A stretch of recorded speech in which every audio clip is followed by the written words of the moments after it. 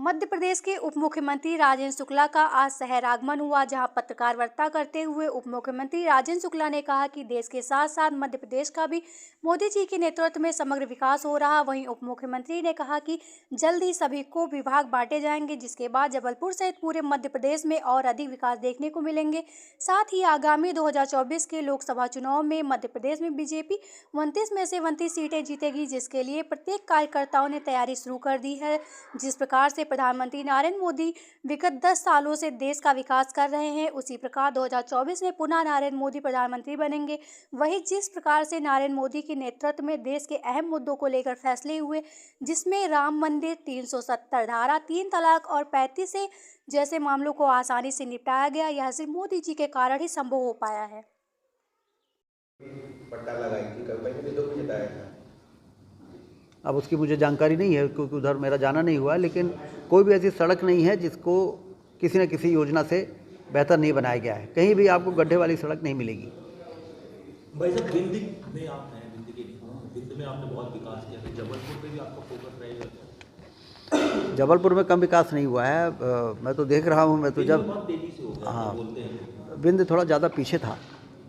विंध्य के हमारे रीवा को लोग कहते थे कि तहसील से बड़ा नहीं दिखता है 2003 के पहले, तो इससे फ़र्क ज़्यादा दिखता है। क्योंकि अब हम लोग जो पोटेंशियल था विंध्य में, उस पोटेंशियल को, संभावनाओं को पर हम लोग पूरी ईमानदारी के साथ, पूरी मेहनत के साथ भारतीय जनता पार्टी की सरकार बनने के कारण हम लोगों ने काम करने का मौका मिला। तो इसलिए विंध्य में बहुत बड़ा परिवर्तन दिखता है लोगों को। क्योंकि वैसे ही जबलपुर में आप बहुत ऊंचा भी हो गया आपका, और आप विंध्य और महाकौशल दोनों के अब नेता हो। बिल्कुल, हम सब सारे लोग की सामूहिक जिम्मेदारी है पूरे मध्य प्रदेश का समग्र विकास करने की। तो उसमें जबलपुर जैसी, मैंने आपके वार्ता के शुरुआत में ही जबलपुर के विकास की चर्चा से ही हमने शुरू किया, क्योंकि कभी कभी जब हम चर्चा नहीं करते हैं तो बहुत बड़ा काम करने के बाद भी वो चर्चा में नहीं आता है। एक मेट्रो ट्रेन का विषय चल रहा था, जो 3 चुनाव से ही मुख्यमंत्री जी भी घोषणा करते थे, लेकिन कुछ जबलपुर में कुछ मिल नहीं पाता। सिर्फ भोपाल और इंदौर ही मिल गया। नहीं, उसकी फिजिबिलिटी स्टडी के बाद इस प्रकार के बड़े प्रोजेक्ट्स जो हैं कितना फिजिबल है, इसको भी देखना पड़ता है। नहीं तो घोषणा के आधार पर फिजिबिलिटी स्टडी हुई होगी और उसके जो रिजल्ट आएंगे उसके आधार पर इस बार मतलब मिल सकता है, काम शुरू हो जाएगा? नहीं, अभी हमें इसकी जानकारी नहीं है कि फिजिबिलिटी स्टडी में क्या आया है। जब उसको जानकारी होगी, हमारे बहुत ही वरिष्ठ अनुभवी आपके सांसद अब मध्य प्रदेश सरकार में मंत्री भी हो गए हैं, आदरणीय राकेश सिंह जी, और तो वो इस बारे में उनको ज़्यादा जानकारी होगी और वो उसको परस्यू करेंगे।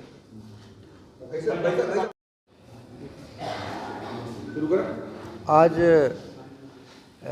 Institute of Indian engineering Congress, जो इंजीनियरिंग के क्षेत्र में रिसर्च से लेके तमाम वो इनोवेटिव जो कदम हैं और अपने विचार हैं, उसको उस पर काम करने वाली एक संस्था है, उसकी 38वीं कॉन्फ्रेंस आज जबलपुर में आयोजित की गई है।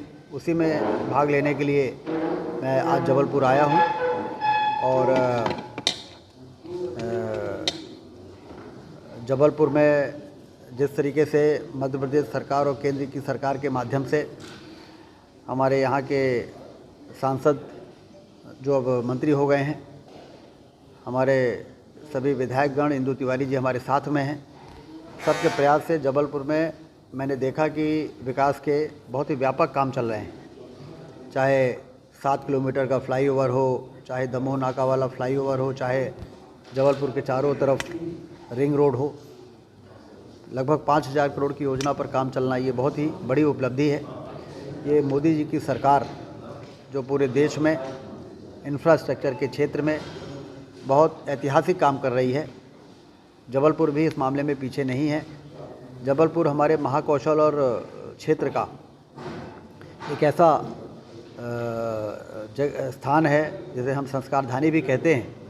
वहाँ पर विश्व स्तरीय अधोसंरचना की बहुत लंबे समय से प्रतीक्षा रही है, क्योंकि जब जबलपुर जो कि हमारा केंद्र है महाकौशल का, जब वो विश्व स्तरीय अधोसंरचना वहाँ पर हो जाएगी तो निश्चित रूप से उसका असर पूरे महाकौशल क्षेत्र में पड़ेगा।